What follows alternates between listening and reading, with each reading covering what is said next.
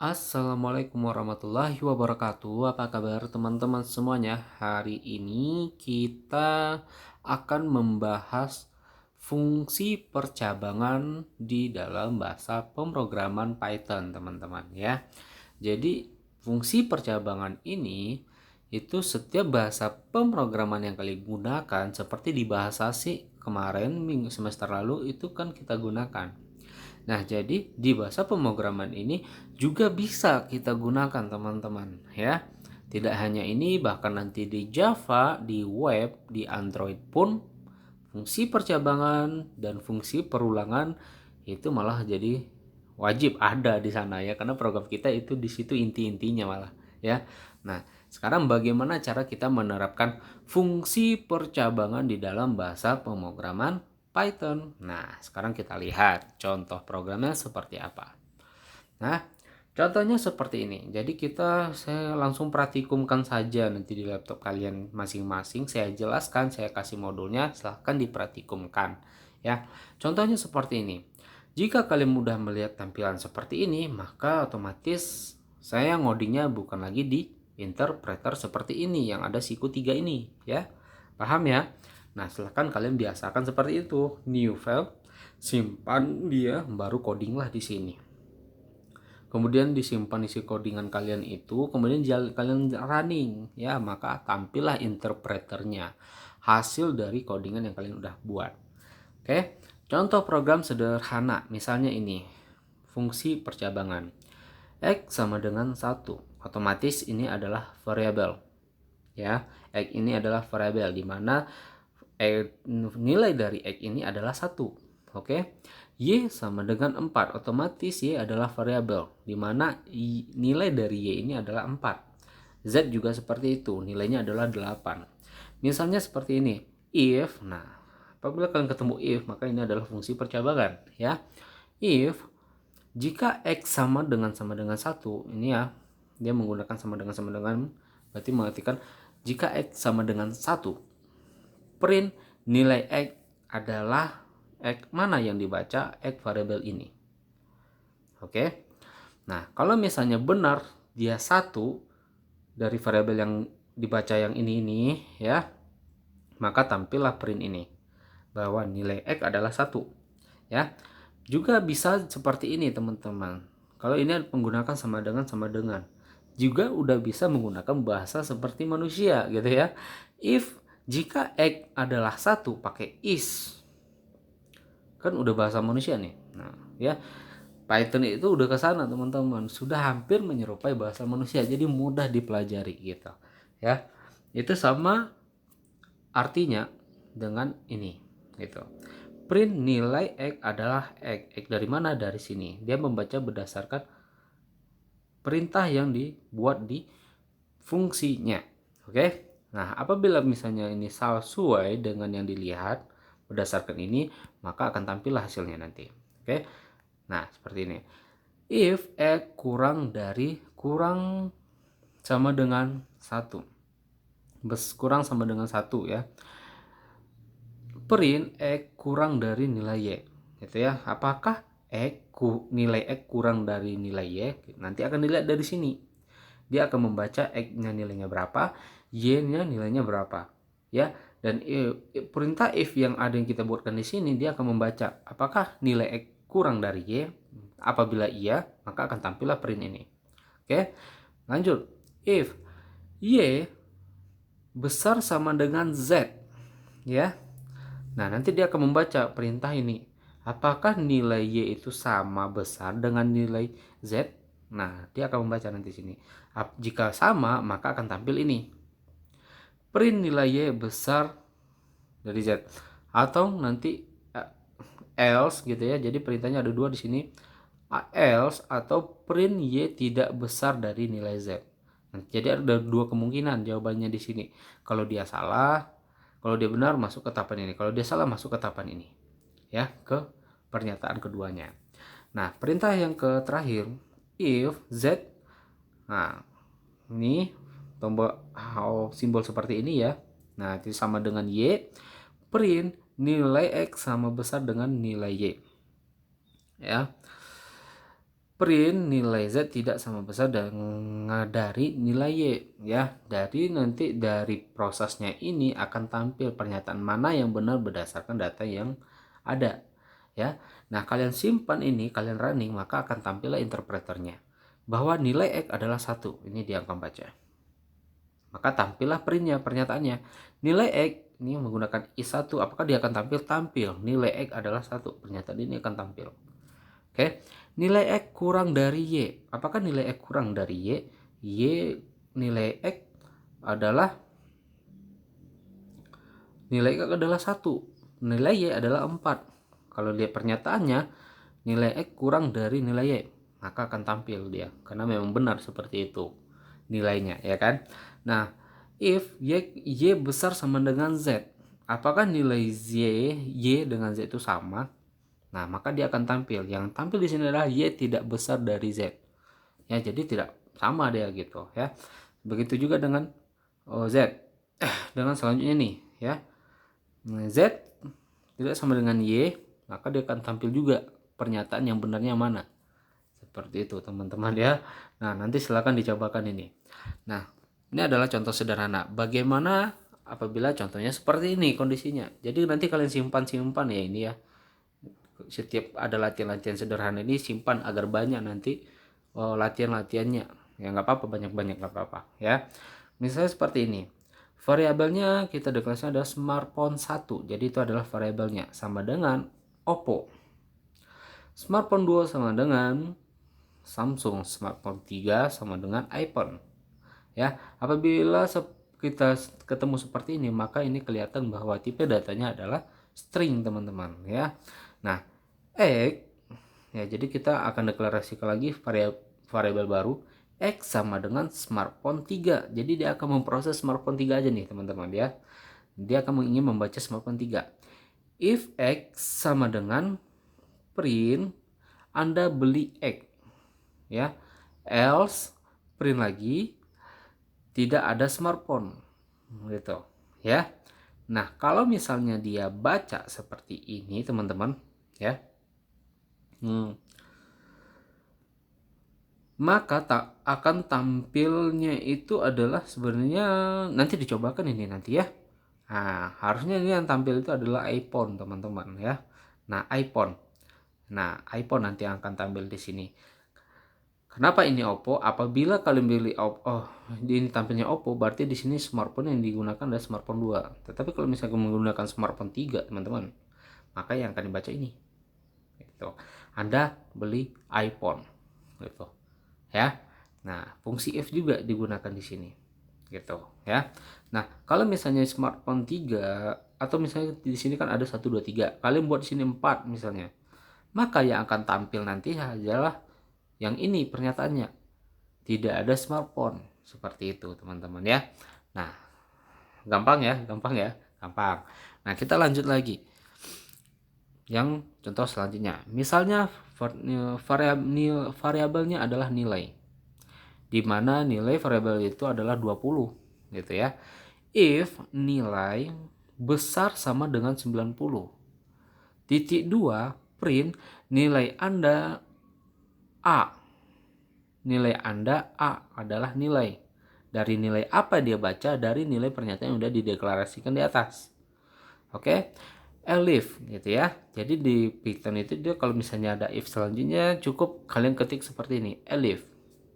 Ya, elif. Nah, nilai besar sama dengan 75. Print nilai Anda B dari nilai yang dideklarasikan.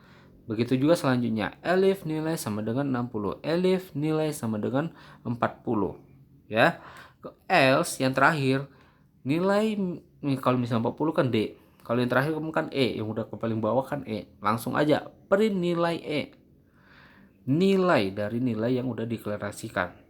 Anda harus mengulang. Kenapa? Karena kalau misalnya E harus mengulang, teman-teman, nggak ada lagi untuk ambil semester pendek gitu, ya.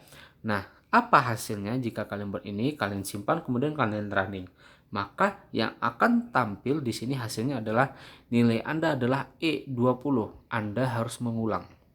Kenapa E, Pak? Karena dinilai di sini nilai yang kita inputkan adalah 20. Coba kalian inputkan 90, pasti akan A tampilnya. Coba kalian inputkan nilainya 65 gitu, pasti yang akan tampil nilainya adalah C. Nah, seperti itu teman-teman. Paham ya? Nah, seperti itu logika dari fungsi percabangan ini.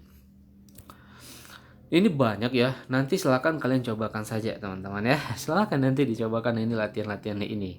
Suatu waktu nanti saya minta gitu ya.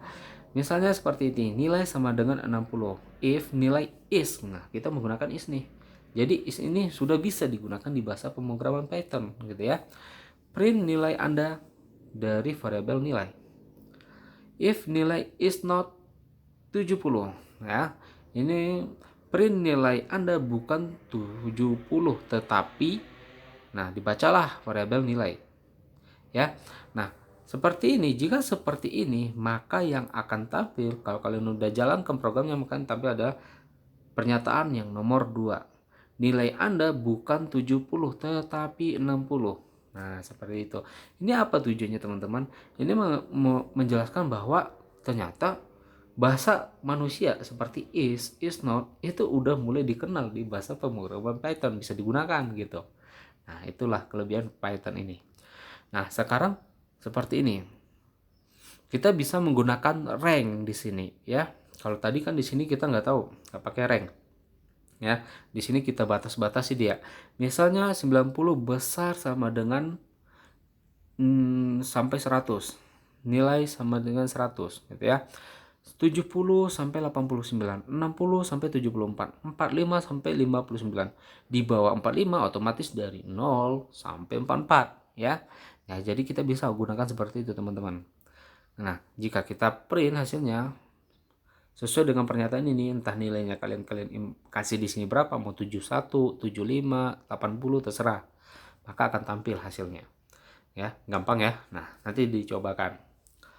Nah, ini nanti dicobakan aja. Nah, misalnya seperti ini. Smartphone. Nah, ini kita menggunakan list nih kalau udah kelihatan seperti ini. Dulu kemarin minggu lalu, minggu yang ketiga kalau nggak salah pakai kedua gitu, kita bahas tentang list ya, bagaimana cara kita menerapkan list. Nah, sekarang seperti ini. Smartphone sama dengan di dalam list ada iPhone, Samsung, Oppo, Vivo, dan Xiaomi. Beli smartphone variabel baru sama dengan Oppo. Ya kan? Oppo nih.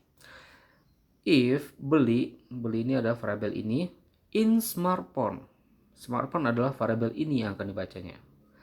Print, oke, smartphone beli yang dimaksud beli ini adalah Oppo, ada misalnya. Jika kita jalankan program maka akan tampil oke, smartphone Oppo ada. Maksudnya apa? Di dalam smartphone ada kumpulan data yang mana di dalam data tersebut ada yang tulisannya Oppo. Nah, seperti itu. Gitu teman-teman.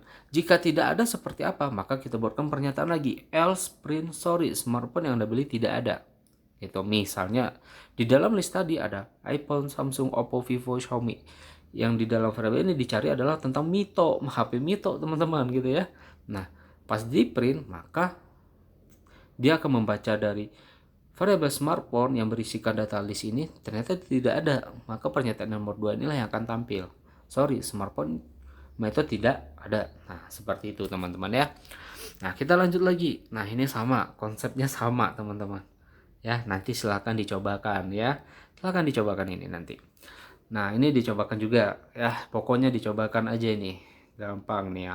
Nah, kalau tadi kan kita perhatikan bahwa datanya itu kita inputkan di dalam codingannya. Nah, sekarang bagaimana kita menerapkan, kalau bisa kita nginputkan di program yang udah berjalan. Sebelumnya kan kita udah jelaskan seperti itu ya. Nah, contohnya seperti ini.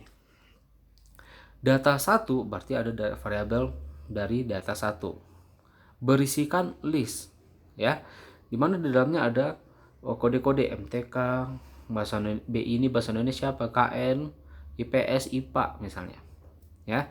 Nah, agar kita bisa menginputkan di program maka kita butuh perintah input. Masukkan nomor BP Anda.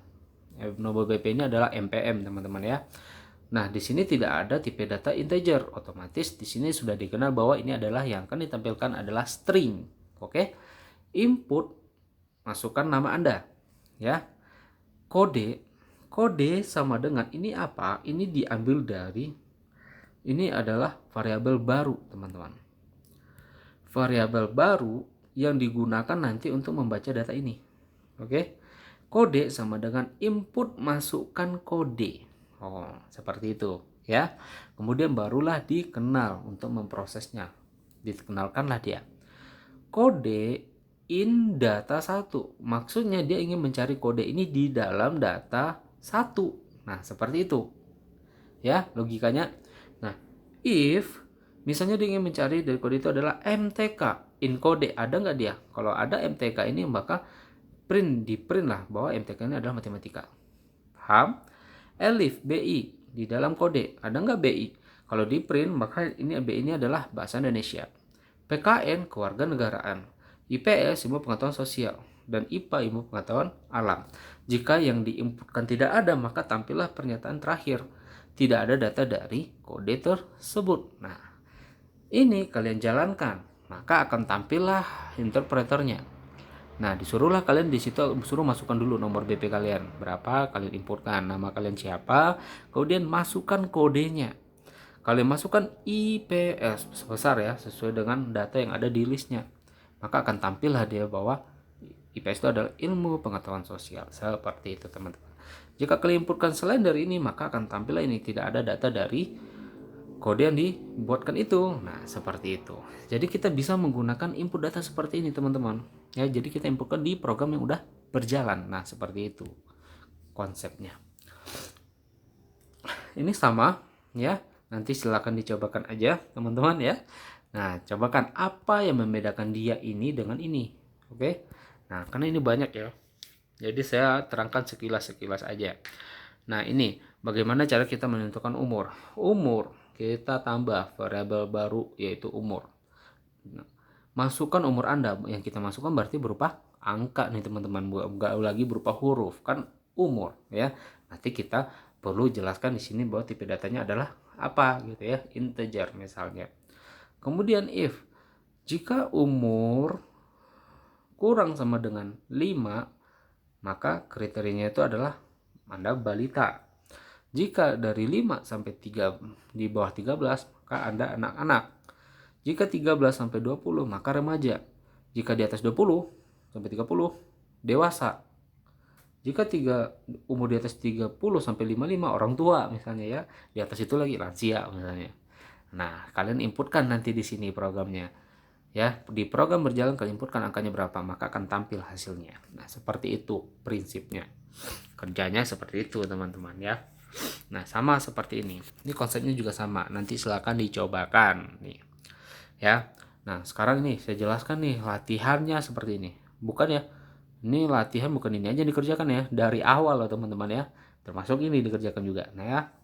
Nah, ini bagaimana apabila if ini banyak di dalam satu program. Ya. Misalnya kita ada punya data 1 tadi, ya enggak? Dia berisikan list ya kan, kode-kode mata pelajaran misalnya kan matematika, bahasa Indonesia, PKN, IPS dan IPA. Inputkan nama, nomor BP, nama dan masukkan. Ini sama seperti tadi kerjanya ya, seperti program sebelumnya. Kemudian kita tambahkan lagi nih codingannya, print 20 dikali sama dengan apa nih artinya, maka dia akan melakukan perkalian untuk simbol sama dengan ini. Oke. Nah, mana dia nanti tampil dia nanti ini dia akan tampil ini teman-teman. Ya, dia akan dikali sampai 20 kali. Nah, seperti itu ya. Jadi kita bisa manipulasi simbol-simbol ini gitu ya. Nah, seperti itu. Nah, misalnya kita tambahkan variabel baru lagi. Nilai 1 sama dengan, jadi ini variabel baru nih. Integer, inputkan nilai tugas 1. Nah, kemudian nilai 2, inputkan nilai tugas 2. Nilai 3, inputkan nilai ulangan ya, ibaratnya UH gitu ya. Nilai 4, inputkan UTS. Nilai 5, inputkan UAS-nya. Oke. Nah, kemudian kita proses ya. Kita butuh variabel baru lagi untuk memproses variabel-variabel ini. Misalnya saya tambahkan variabel N12 ya. N12 misalnya. Atau N12 gitu ya. Kita ingin menjumlahkan data. Biasanya kalau misalnya prinsipnya untuk penilaian di kampus kan 10% tugas, ya kan? Kemudian 20% ulangan, ya. 30% UTS, 40% UAS. Nah, seperti itu prinsipnya. Nah, kemudian tugas kita kan ada dua, tugas 1 dan tugas 2. Kita ingin mengambil nilainya 10% dari situ, ya enggak? Nah, caranya adalah saya buatkan variabelnya N12 atau N12 itu kebacanya ya, sama dengan kalau 10% berarti 10/100. Maka di sini saya buat 10/100 dikali nilai 1 ditambah nilai 2. Gitu. Paham ya? Nah, seperti itu untuk mendapatkan nilai tugas 10%. Kemudian ingin untuk mencari nilai ulangan diambil 20%. Nah, saya butuh variabel baru lagi. Saya buatkan N3. N3 sama dengan 20/100 dari nilai 3. Nah, nilai 3 di sini kalau dijelaskan adalah ini adalah ulangan. Oke. Kemudian N4 juga seperti itu. Untuk UTS-nya 30%. N5 juga seperti itu. Untuk UAS-nya 40%. Ini adalah prosesnya. Oke.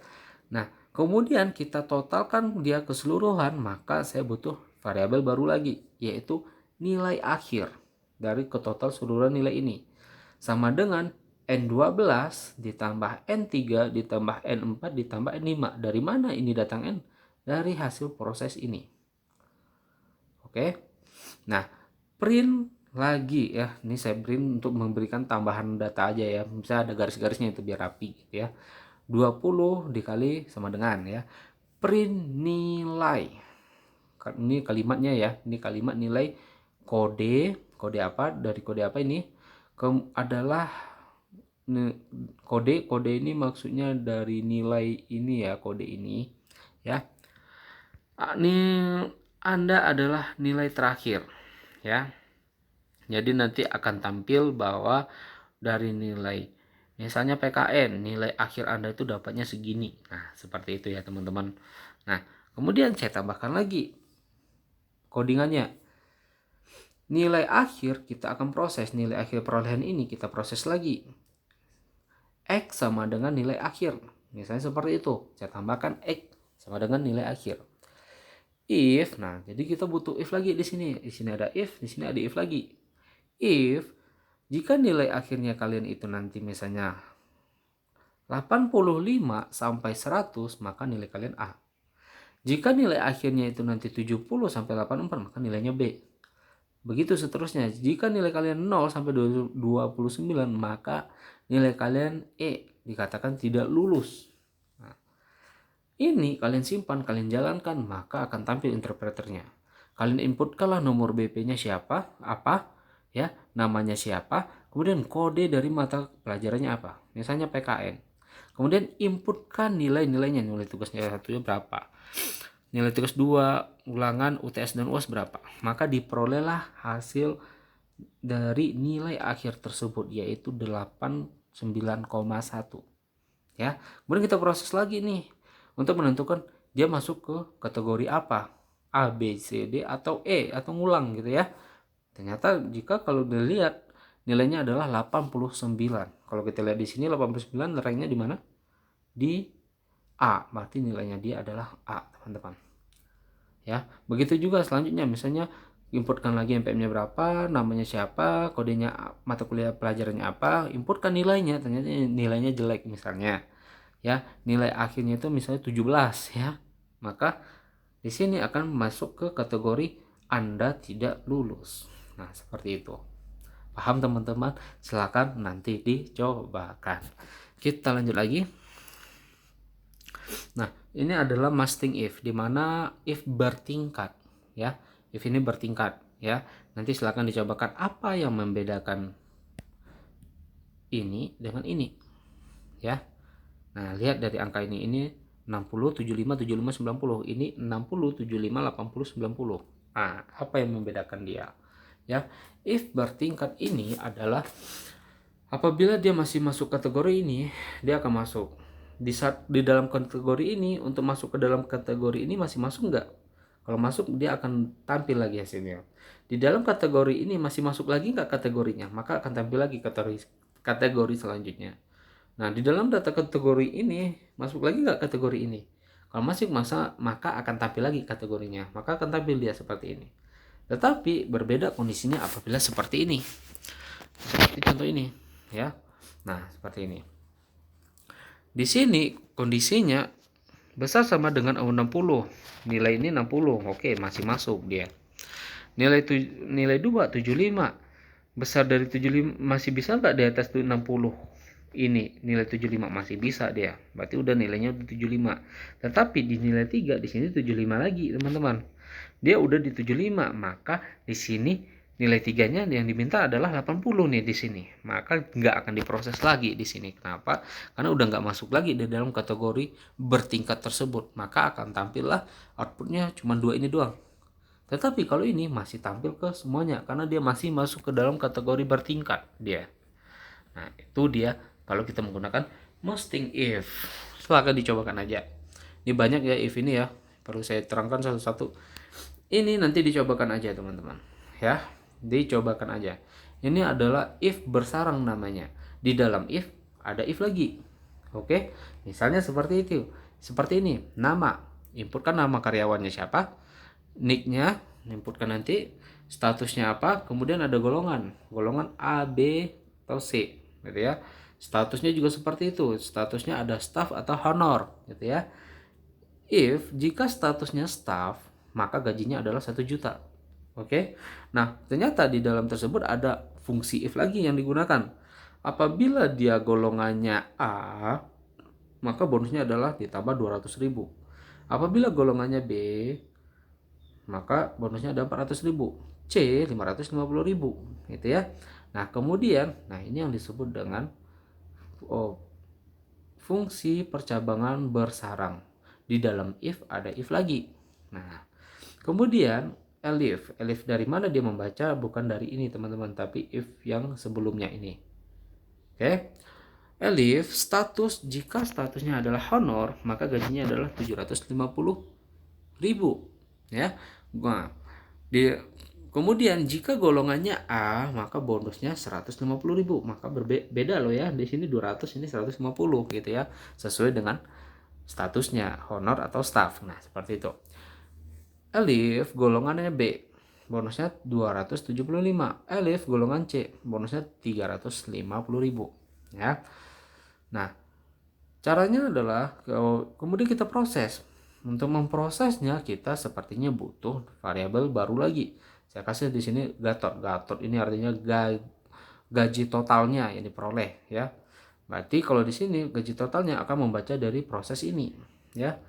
Misalnya gajinya ditambah dengan bonusnya berdasarkan statusnya nanti yang akan kita inputkan. Kalau misalnya statusnya staff, maka akan baca ini. Gajinya 100, tergantung nanti golongannya di sini, golongannya apa yang diinputkan. Kalau misalnya statusnya honor yang kita inputkan, maka gaji ini yang akan dibaca, ya. Kemudian bonusnya tergantung dari golongan apa yang kita inputkan, gitu ya. Print gaji, kemudian print bonus, print gaji total yang diperoleh. Maka kalau misalnya kita running jalankan di program, tampillah seperti ini. Misalnya nama karyawan siapa, misalnya namanya diinputkan, nick karyawannya diinputkan, statusnya apa, misalnya staff nih, kemudian dia golongan jatuh kemana, misalnya golongan C, maka akan diproseslah gaji. Kalau misalnya staff itu adalah 1 juta dengan bonus, kalau misalnya C berapa, 550 teman-teman.